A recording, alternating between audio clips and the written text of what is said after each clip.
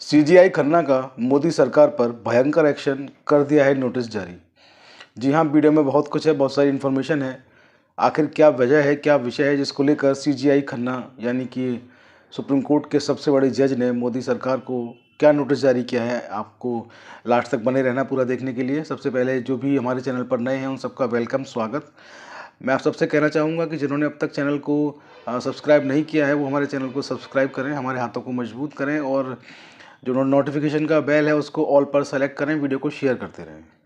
तो आप लोग देख रहे हैं देश में चुनावी माहौल है। अभी महाराष्ट्र में, झारखंड में चुनाव हुए। महाराष्ट्र में भाजपा गठबंधन की शानदार जीत हुई। इधर आप देखेंगे झारखंड में जो हेमंत सोरेन हैं उनकी बहुत शानदार वहाँ पर जीत हुई है। यानी कि दोनों ही जो बड़े जो राजनीतिक दल इनको कहेंगे कि दो बड़ी जो पार्टियां हैं, जो भाजपा गठबंधन और एक कांग्रेस गठबंधन, दोनों को एक एक राज्य मिला। इधर उत्तर प्रदेश में 9 विधानसभा सीटों पर चुनाव होना था, तो वहाँ पर 7 जो हैं भाजपा के खाते में और 2 जो हैं वो अदर्स के खाते में यानी कि विपक्ष के खाते में सीटें गई हैं। तो ये पूरा चुनावी विश्लेषण, जो चुनाव आजकल जो चल रहा है, चुनाव जो हुआ है अभी लेटेस्ट, अभी एक दिन पहले।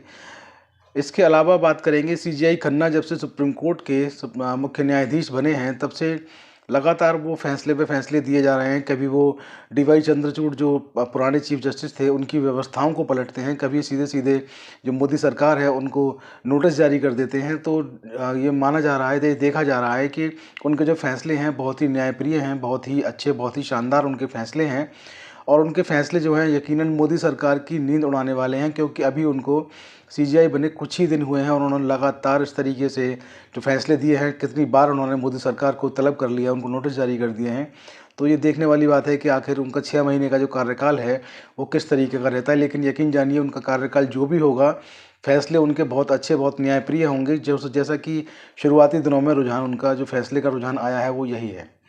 तो मैं आपको बता दूं, फिलहाल जो ताज़ा मामला है, सुप्रीम कोर्ट में एक याचिका दाखिल हुई। उस याचिका में भारत सरकार को नोटिस जारी हुआ, भारत सरकार को तलब कर लिया गया, नोटिस जारी हुआ। मामला ये है कि एक व्यक्ति हैं निश्चय चौधरी, उन्होंने सुप्रीम कोर्ट में एक जनहित याचिका यानी कि पब्लिक इंटरेस्ट लिटिगेशन पीआईएल लगाई है।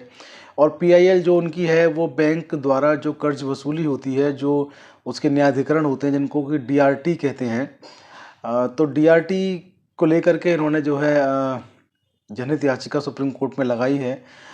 और इस जनहित याचिका की जो सुनवाई कर रहे हैं वो भारत के मुख्य न्यायाधीश यानी कि सीजीआई संजीव खन्ना व जस्टिस संजय कुमार, 2 जस्टिस की बेंच है।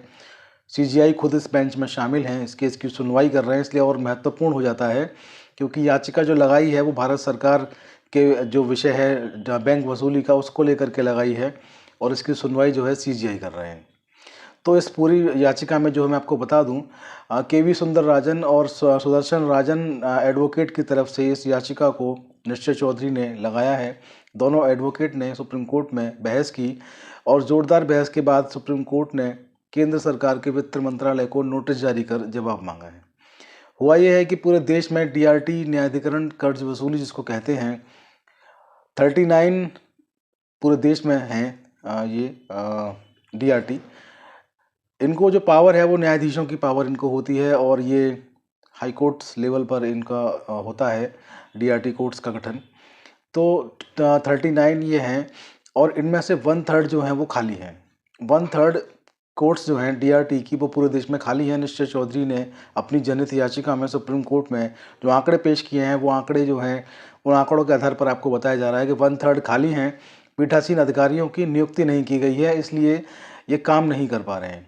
जब उन डीआरटी जो कोर्ट्स हैं वहाँ पर जो पीठासीन अधिकारी होने चाहिए, जब वे ही नहीं हैं तो काम कहाँ से कर पाएंगे। इसलिए उन्होंने कहा कि काम नहीं कर पा रहे हैं। डीआरटी के जो पीठासीन अधिकारी होते हैं उनको न्यायाधीश की शक्तियाँ मिलती हैं, अधिकारियों की कमी की वजह से ऋण की वसूली नहीं हो पा रही है। जो बैंक और जो वित्तीय संस्थान होते हैं जो किसी व्यक्ति को ऋण देते हैं उसकी वसूली नहीं हो पाती है, तो फिर डीआरटी के जरिए उस ऋण की वसूली की जाती है।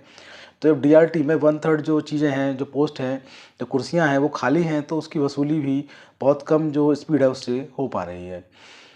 डीआरटी की स्थापना बैंकों वित्तीय संस्थानों की बकाया राशि को वसूलने के लिए 1933 के तहत जो है इसकी की गई। याचिका में कहा गया है कि 30 सितंबर 2024 तक 11 डीआरटी बिना पीठासीन अधिकारियों के चल रहे हैं। समय पर वसूली नहीं हो पा रही है और सबसे बड़ी बात है कि त्वरित न्याय जो है वो नहीं मिल पा रहा है। मैं आपको बता दूँ, त्वरित न्याय जो होता है वो इंडियन कॉन्स्टिट्यूशन यानी कि भारतीय संविधान के आर्टिकल 21 यानी कि जो फंडामेंटल आपके राइट्स हैं, मूलभूत जो अधिकार आपके दिए भारतीय संविधान ने, वहाँ सबसे बड़ा जो अधिकार है जीवन जीने का अधिकार, आर्टिकल 21 में त्वरित न्याय को भी शामिल किया गया, यानी कि आपको जल्दी न्याय मिले, ये भी आपका एक मौलिक अधिकार है जीवन जीने के अधिकार के तहत।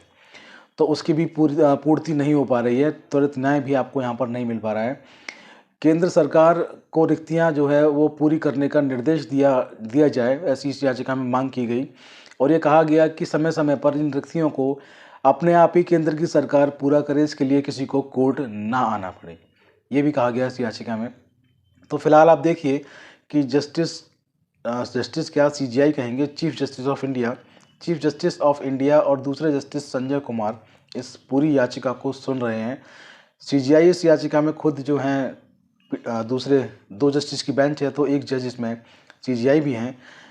भारत की मोदी सरकार जो है उनके खिलाफ इस याचिका को लाया गया है, उनको निर्देश देने की बात की गई है, डीआरटी से वसूली नहीं हो पा रही है, ऐसा मुद्दा जो है इस याचिका के जरिए सामने लाया गया है।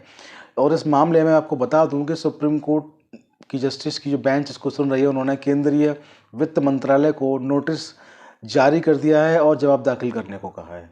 यानी कि एक बार फिर से सुप्रीम कोर्ट में मोदी सरकार की फजीहत, जो काम मोदी सरकार को स्वयं से करना चाहिए, उस काम को करने के लिए पीआईएल सुप्रीम कोर्ट में दाखिल की गई है। सीजीआई उस याचिका को सुन रहे हैं, जबकि ये काम सरकार का है। सरकार को इन जो भी 11 डीआरटी खाली पड़े हैं, इनकी नियुक्तियां अपने स्तर से खुद से ही कर देनी चाहिए। इसके लिए किसी सुप्रीम कोर्ट की पीआईएल की आवश्यकता नहीं होनी चाहिए, लेकिन सरकार अपना काम किस तरीके से कर रही है आप लोग देख रहे हैं। इसके लिए 11 डीआरटी खाली पड़े हुए हैं, इसके लिए एक व्यक्ति को सुप्रीम कोर्ट तक जाना पड़ता है कि साहब इनको आदेश करिए कि इन जो रिक्तियां हैं इनको भर दें, जिससे कि वित्तीय और बैंकों की जो ऋण संबंधी जो समस्याएं हैं, जो बहुत स्लो सिस्टम चल रहा है, वो थोड़ा सा तेज हो पाए और बैंक अपना जो कर्ज देती हैं उसको जल्दी से वसूल पाएँ। तो सुप्रीम कोर्ट ने इसमें आदेश जारी कर दिया है। बाकी जो भी और नया अपडेट होगा इसमें आपको अपडेट कराते रहेंगे। आप लोग बने रहें हमारे साथ। जय हिंद, जय भारत, नमस्कार।